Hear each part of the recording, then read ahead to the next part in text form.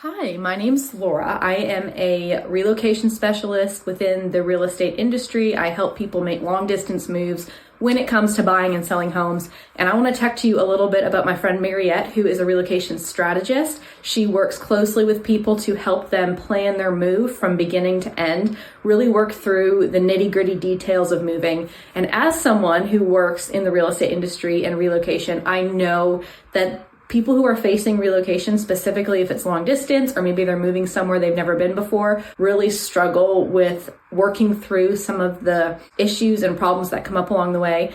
And Mariette is an amazing resource for people who are dealing with that. She is so fun. She brings light and love and laughter to every conversation she has.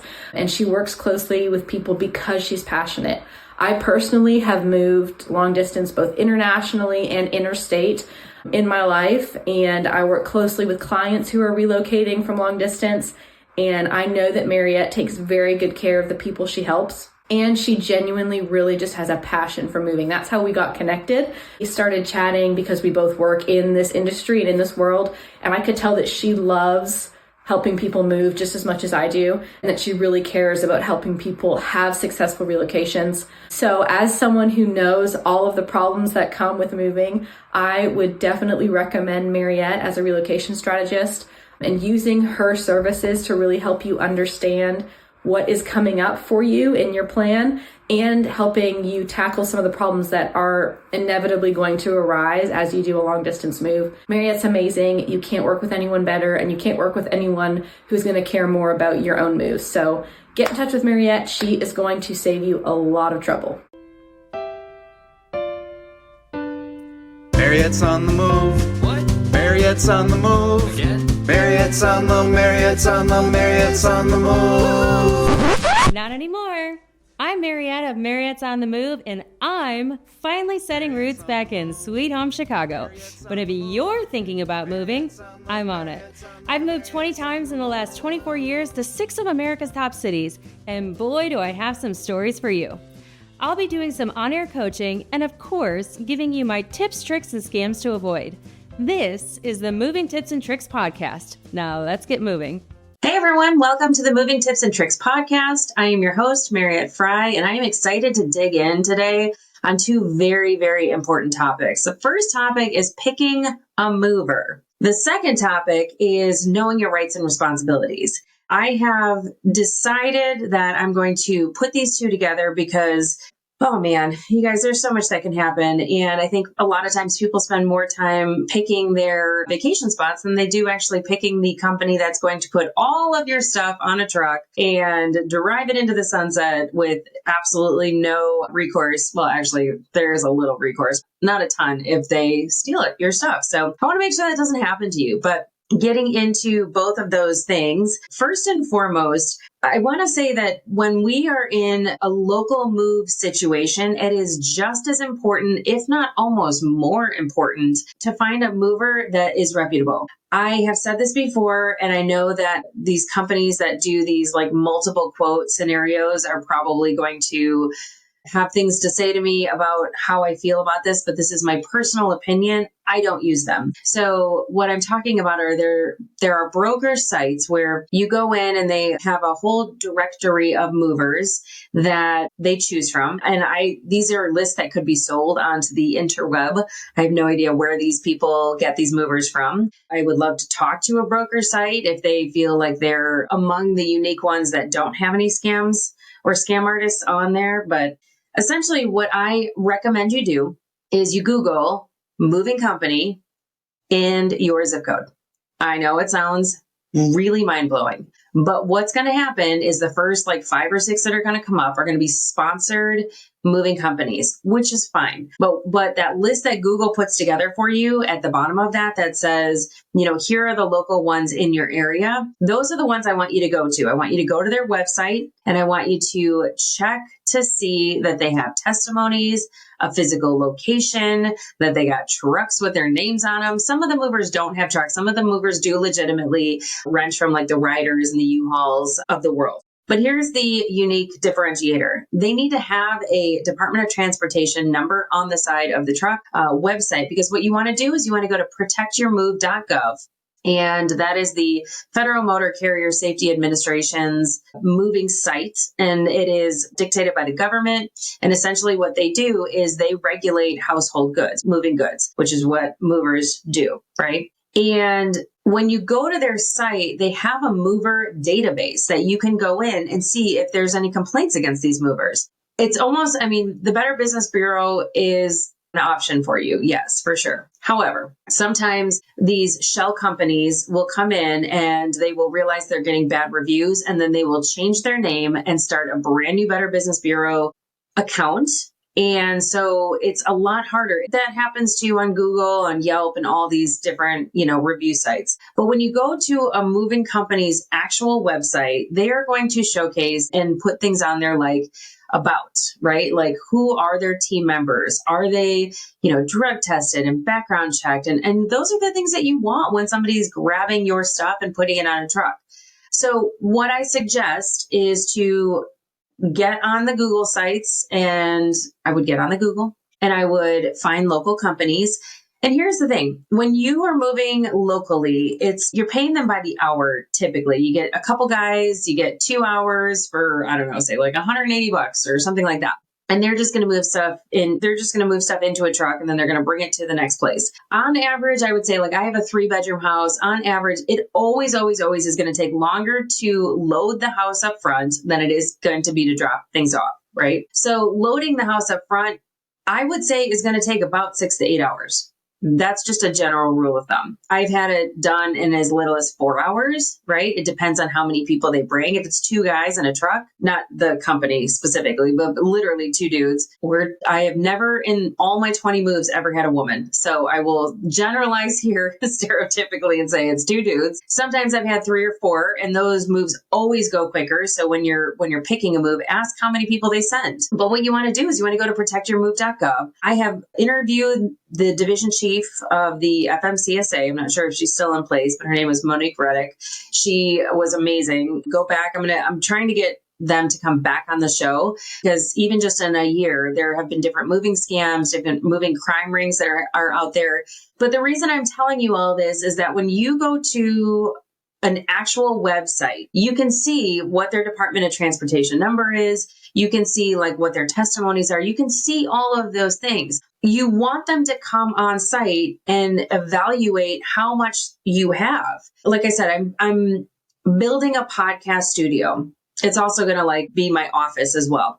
And in this studio, I have a bunch of stuff because we haven't built it yet. Like, I've got banquette, I've got my file cabinets, I've got a desk, I've got my Christmas stuff. I got all the stuff from my move that, didn't fit in my house or in my attic, and I need to move it. So I actually have a moving company coming out tomorrow, and they're going to evaluate how much I have in that room. And then I have a screened in porch back patio that's got some stuff on it too, that I want them to remove that and put it all in the same place. Because when my dad and I are finished building the studio, really my dad, if I'm being honest, but when we're done building this studio, I'm going to be able to move everything. I'm going to have storage shelves, shelving units, and I'm going to be able to move all this stuff back in. But what I need for them to do right now is I need to take all that stuff out so we can actually put the floors and the walls and the can lighting and all of that stuff in. And I don't want to put it in my garage because we need a place to actually cut the wood and work on the drywall. I don't know. That doesn't make any sense. But you know what I mean? We need a workplace in order to get all that stuff up. And I don't know if you've ever had anybody work on your place, but when you have all of your stuff in one place and you use a saw even once, it gets dust everywhere on all the stuff in all the places. So what I'm going to have the moving company do locally, I looked at 3 different moving companies. I went and looked at their reviews. I went to the FMCSA. This is a local move into a storage unit. They might even store the stuff for me. I don't know. They do it very inexpensively from what I can gather, but I also might want access to the stuff that I have so I can kind of move it in slowly. So we'll see, but they're going to come over and do an in-home estimate, which I 100%, if they don't do an in-home estimate, you have to have them do a virtual estimate, you guys. There is no other good way to understand what you're paying for. And if they send you a contract and they have not seen your stuff, do not sign it. That is a scam. If they ask you for money up front as a deposit, Do not give it to them. That is a scam. You pay for things once you are done moving, once your stuff is on a truck, and they can give you a good evaluation because they're going to weigh the truck before they get there. This is for cross-country moves because they do it typically by the pound. They're going to weigh the truck, and then they're going to put all your stuff on the truck, and then they're going to weigh the truck again to see what accurately you have in poundage of your stuff. So I think that that's really important to talk through because you want to get a good idea of what these moving companies can do and what they can, how they're going to do it, right? If they've got 2 guys coming or if they've got 4 guys coming, if they anticipate it's going to take 6 hours or 3, like you want to get a good understanding, and that sales rep or whoever the person is coming to do the estimate is going to be able to give you that kind of information. Now, you have rights and responsibilities when it comes to your move. And so do they. And that's what I want to talk about today. So I want to give you some definitions. I want to give you a summary of kind of what the top 10 most important things are when it comes to your move. And I was just looking right before this just to refresh my memory. If you're watching on YouTube, I'm showing you a copy of your rights and responsibilities handbook. Now, when you are going to move and you get an estimate and the people come to your house, they are supposed to give you a copy of this rights and responsibilities book. Read it. You do not have to sign right then and there. You can DocuSign later if you decide that you want to work with them. If they walk into your house and your spidey senses instantly go up that this is not the right person or the right team for you to move you, don't sign anything. Don't be polite because that's going to lock you into something. But the absolute first thing that it says in this rights and responsibilities book through the FMCSA, this is not Mariette's rights and responsibilities. This is literally something that comes from the government, Federal Motor Carrier Safety Administration, the FMCSA. They're the ones, you can find this at protectyourmove.gov. I think I've said that website a couple times. I don't get anything out of it when you go to this website. I'm purely providing a service to you because it is about 20 pages. And I want to kind of go through and talk you through kind of what the top 10 most important points are from this particular handbook because they did a great job of putting it together. It was recently updated. I think the last time that they did it was in 2013. They recently updated it in 2022. So they added a ton more stuff about like basically being careful because there are cybercrime rings. There is a moving mafia. There is all kinds of things that you need to be privy to prior to putting your stuff on a truck. So let's talk about the 10 key things you need to know before you move. And I have them all written out because I tend to go off on tangents and I want to make sure I don't do that for you today. So for the first thing that they have on their list is what we just talked about, getting a written estimate. You never, never, never want a verbal quote. It has zero legal standing. They must provide a non-binding or a binding written estimate. And that's based on the physical survey of your goods. And a binding estimate locks you into a price unless you add items. That is really important to understand, right? If you did not open a door that had a room full of books in it that is like 1,000 more pounds, like they can come back and say, hey, you didn't tell us about this secret room full of books. So what a binding estimate does is it locks you into a price. So that's why it's important to have somebody come and do a survey of your home because walking around, they know that a washer dryer is about 2,000 pounds. I don't know how much it really, whatever the weight, parameters are for things like that. They know what that is. So they also have a non-binding estimate, which basically charges you on your weight. I prefer a binding estimate because if they screw up and they didn't give me a good estimate or correct estimate, then that's on them and you pay up to a certain amount basically. But it depends on what that moving company is going to do and what you're comfortable with. There are some moving scams, like for instance, one of the old school scams is that the cross-country moving company, because they do base it on weight, will show up to your house. They'll go to the weigh station with like no gas in the car or in the truck and pull the truck up onto the scale. And all the people in the truck will get out of the truck. So there's no weight but the truck itself. And then they'll show up to your house and they will load up the truck.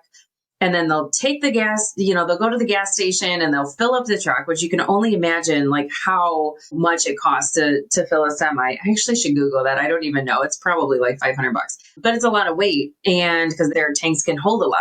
And then they'll go back to the weigh station and all the guys will stay on the truck, have a full tank of gas and all your stuff. And you're paying for that extra weight. You know, you figure each guy that shows up is, you know, somewhere between 160 and 200 pounds, right? You're paying for that weight. And each mover charges a different weight, but they're all kind of around the same. Like I know when I move, if I move with my washer and dryer, I have about 11,000 pounds worth of stuff, which I mean, that's scary that I know that, but I no longer travel with a washer dryer. I left it at my Charlotte house. So you're welcome, Charlotte family. Those are my favorite, my favorite washer and dryer I ever owned. I don't know. Anyway, the second one is knowing the difference between full value protection and released value. So I'm going to do an entire episode just on valuation itself. And this is basically like insurance is what they call it. So full value protection, valuation. So there's two different. So full value protection is more coverage, but it costs you more. That means if the mover damages something or breaks something or they lose something, which I've had some things lost, which I'm so kicking myself, but you have no way to know when they just drop everything off at your house. You're not going through taking inventory. I know they all put the stickers on everything and they're supposed to go and take all the stickers off and see what's missing. And I've never in my 7 cross country moves, I've never had them do that ever. So I don't know why they even bother doing that outside of just an inventory list. But full value protection, basically, like I said, more coverage, cost you more, but they must repair, replace, or reimburse you for lost or damaged items. And then there's a released value, which is basically the free, what you get when you move, but it only pays 60 cents per pound per item. It is not recommended for high value items. I would never put high value items onto the truck anyway. Always put those in your car. I've told people sometimes you can put all of your stuff on a truck except for the high value stuff and rent a tiny little U-Haul. You can get some U-Hauls that can connect to the back of your car to put those things in so you always have eyes on it. Or if you can rent a truck or just, put it in your trunk or something. 60 cents per pound is not going to get you anywhere. And just to put it in perspective, like if you have a super high tech TV that costs you $3,000, like do the math. If it costs a couple £100 and you're only getting 60 cents per pound and you just paid, $3,000 for a 4K TV, your math isn't going to math on that one, right? I'm not going to do the math because that would require me to get my calculator out. It is way too early for that. Okay. So number 3, be careful what you sign. Never, never, never sign blank or incomplete documents. It sounds like it would go without saying, but sometimes they'll just have you sign a blank piece of paper that says like they'll write on there, I release the mover from liability. And unless it's unaccounted and damaged or something, I can't remember what they said that it would say sometimes. But anyway, you want something on company letterhead. You want it to have like the dot matrix print out I don't know if you guys remember that. I might be dating myself, but it's that printout that has like 2 or 3 copies. So you're getting the same copy that you signed. Never, never, never sign something that's blank. Never sign something that's incomplete, that they haven't written in the pounds, the full value protection, or whatever it is that particular form has. Make sure it's completely filled out. They sign it, you sign it. That is what becomes a binding document. Otherwise, you're releasing the liability from the mover and everything is unaccounted for and damaged. Then you have no way to legally get anything back from them. So that's really important.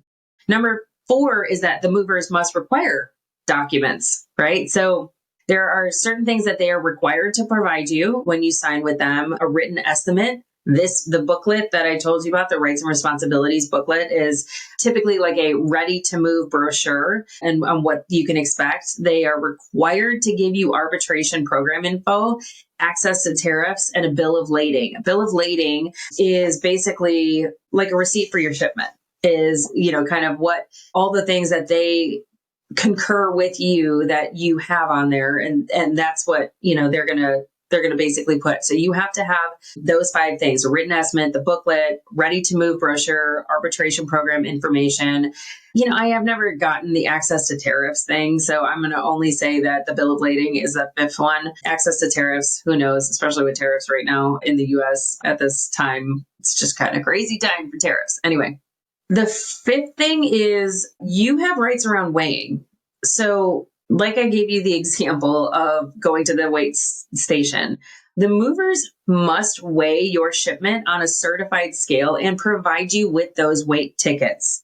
If they do not provide you with those weight tickets, you have the right to observe or request to go with them to get the truck weighed. You can even do that before. I have gone so far. I signed with a company that it was one of the big major movers. And I will tell you that I'm never going to use them again. I'm probably never going to move across country again. I'll be quite honest. But basically, the guy that showed up, I just did not get a good feeling for. I just felt like he was being shady right out the gates. And so I asked him to see his gas tank, and sure enough, he was on empty. I said, well, why don't you go fill up your tank, and then I'll meet you at the weight station, because I knew that there was one right close to my house. And I watched him weigh the truck, and he thought it was crazy. But quite frankly, I knew how much poundage I had, and he was already telling me that I had way more than I thought I did. And I came within 300 pounds of what I told him I had. And I went to the weigh station with him afterwards, and he handed me the receipt, and I was like, see, this is where we're at. That's a whole nother story for a whole nother time. I'm going to do a whole show on like shady movers and phenomenal movers, because I think it's only fair that I've had more good movers than I've had bad movers. Let's just put it that way. So I want to be honest with that, but I've always done my research. So that sixth thing, dispute resolution is available. So all movers must offer arbitration for damage or loss claims. And arbitration is mandatory for claims under $10,000 if you request it. So over 10,000 is optional unless both parties agree. That's kind of the thing, but arbitration is legal, right? So if that truck turns over in a snowstorm on its way to Colorado, that's $10,000 that you have to buy all new stuff. That's not going to go very far. Just to put it in perspective, I bought a 2-seater sofa for my tiny little living room, and it was like $2,000. So that being said, they have to give you a way to be able to legally pay for your things or get your stuff back if it's being held or there's a loss. So make sure that dispute resolution is available when you are going through this process with the estimator. Claims for loss or damage. Again, filing a claim in writing within 9 months of delivery. I know that sounds like a very, very long time, but the mover must respond within 30 days, and it has to be resolved or explained within 120 days with possible extensions. It's always a thing, but everything has to be resolved. You have no recourse after a year. So like 1 year from the date that they picked up your stuff. So that being said, like you have the right to claim a loss or a damage. A lot of times a moving driver, like the truck driver themselves, will try and pay you out in cash right there if they break something. I've had that happen because it really goes against them and they get dinged pretty hard if you don't, if it's something that they, broke, and like that can affect their standing as a driver. It can affect their insurance. So sometimes it'll happen. But I mean, quite frankly, I'll give you an example, that same mover that my spidey senses went up on, which my stuff made it, but there was one piece of glass that was it was for the cover of my dresser. I have this like mid-century modern, like legit authentic mid-century modern. It was from like the 60s dresser. And somehow the glass that goes on top of it disappeared.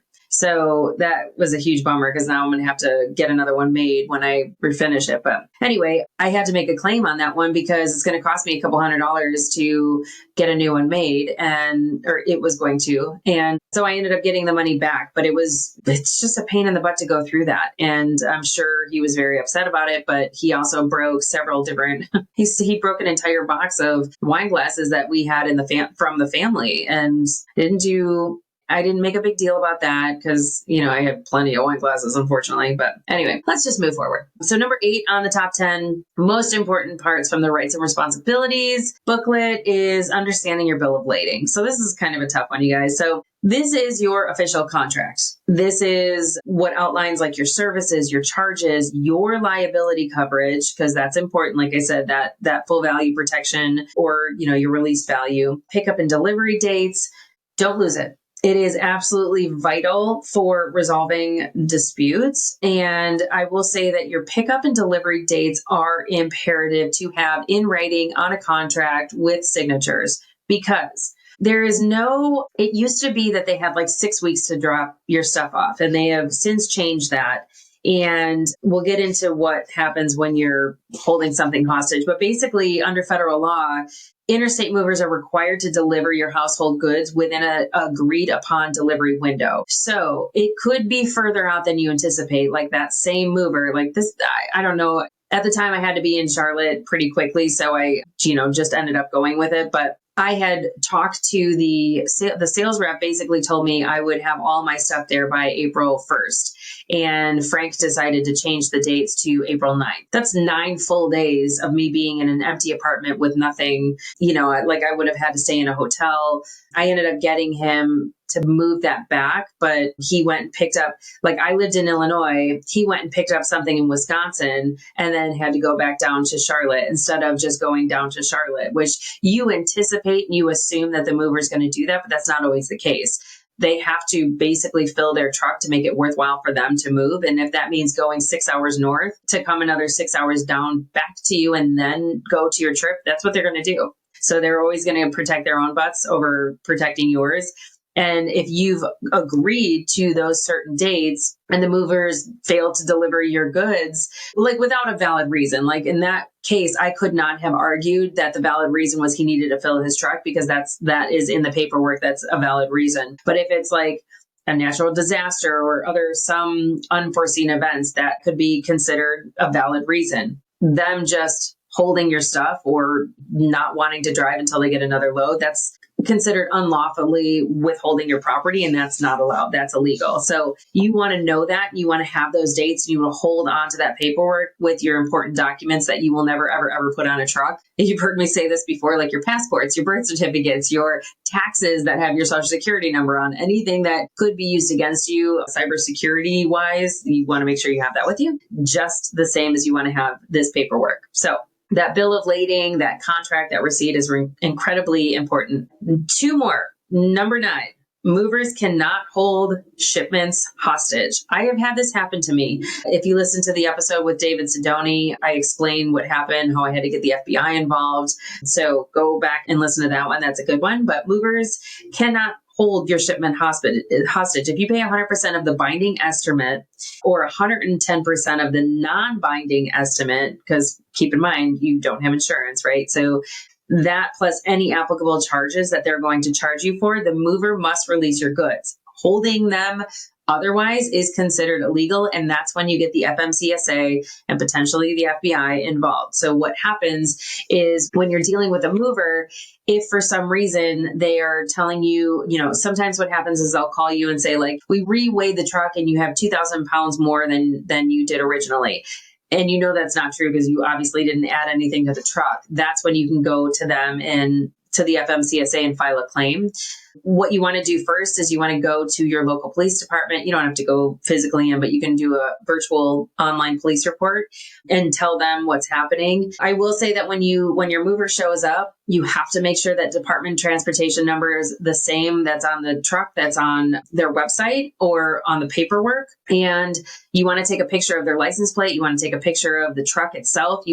I always take a picture with the movers. I always say, like, hey guys, before you all get all gross and sweaty, let's all bring it in and let's take a picture to start the day off right, and I thumbs up and we do a picture, and literally this is how they will track some of your stuff, or this is how they'll track your stuff. But basically, you file a police report and then you go to the FMCSA's website, the protectyourmove.gov, and you file a claim there. They have no authority to go and arrest somebody, but they work with the governing bodies that do, like the FBI, and they can get a federal agent assigned to the case, and then they will track down your movers for you. So, but know that number 10 is a big one, right? Know if you're dealing with a mover or a broker. Most people don't know that. When we kicked off the show, I think I kicked off the show by saying I don't ever use brokerage sites. I always go directly to the website. That is exactly why. Brokers arrange movers, but they don't do the hauling themselves. And I only hire FMCSA registered movers or brokers. You can hire a broker. They basically go through and they find the stuff, they find the people for you, but you lose a whole element of control when you do that. So I personally won't do it. That's where I draw the line and my boundaries, because it can be scary. If you don't have somebody that, has a direct, if you don't have a direct line to your hauler or your mover, you lose a lot of control. So What I will say is that you just heard the top 10 things in here. I would 100% take the pamphlet when somebody comes to your house to do an evaluation or survey. I would read through it. And I would 100% make sure that you have some sort of checklist like this that I just gave you. Maybe I'll put together a checklist and I'll send it out via social media. But I think it's really important to do your homework and to make sure you understand your rights. And if you don't, there's going to be a lot of shame and a lot of heartache involved. And this is one way for you to make a move less stressful. When you look at the table of contents on the rights and responsibilities page, there are things like the general requirements, rules and regulations of, interstate transportation, what a legitimate mover and a broker is or does, your responsibility as a customer, because you have responsibilities as well. Estimates, like what they mean, like binding, non-binding, like we talked about, your liability and your claims that you can file, the moving paperwork, what it means, like your actual definition of common terms and things like that, they'll talk in that you can be privy to when they collect on the charges, right? That I could probably do a whole episode on that. And then the transportation, like pickup and delivery, like what early delivery, sometimes you can get that as well. Storage and transit, like I might have somebody store my stuff instead of like bringing it to a U-Haul or something. So there's a bunch of stuff in here. It's an easy read. It's big print, but it can make or break your move. So that is all for today. I do have a call to action for you. If you are confused by any of this and you want to learn more, that's part of what I do in coaching. So sometimes people will call me and say, I have a lot of stuff. I'm not sure what I should do. I'll have a testimony from a guy named Garrett who I convinced, instead of doing the pods, because he was going to need a ton of them, they always underestimate what you need. He ended up doing a hybrid move. So he hired movers for all the big stuff and got most of it out, but he also had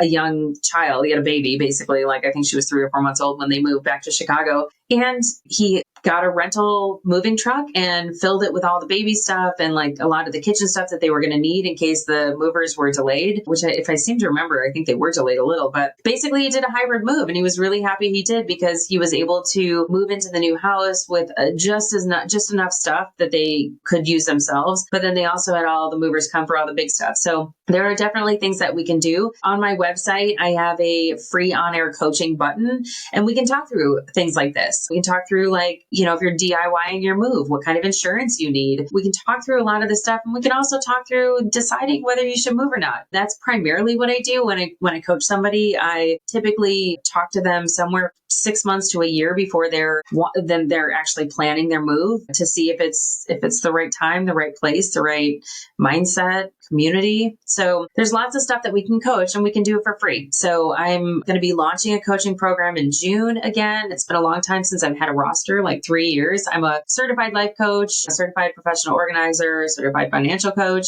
So I've got all these certifications. I might as well start using them. So we will talk before we get on the air, so it won't be a complete blindside. For the most part, I'm here providing a service, and I just want to help people who were in the same position that I was, but had nobody to ask. So I hope you found this interesting. I know it's not the sexiest of topics, but it's definitely something that's needed. And I hope you have a great day. Good luck picking a mover. That's a wrap on today's tips and tricks. Jump on decidingtomove.com to apply for a free on-air coaching session, or join the newsletter to get your copy of the Moving for Smarties workbook. Oh, and the legal stuff.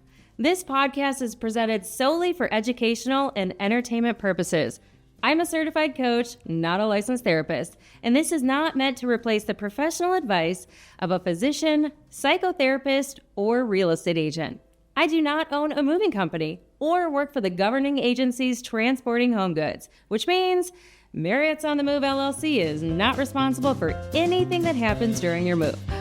This is solely my perspective based on my research and my own experience and training. So, move at your own risk. Bye for now.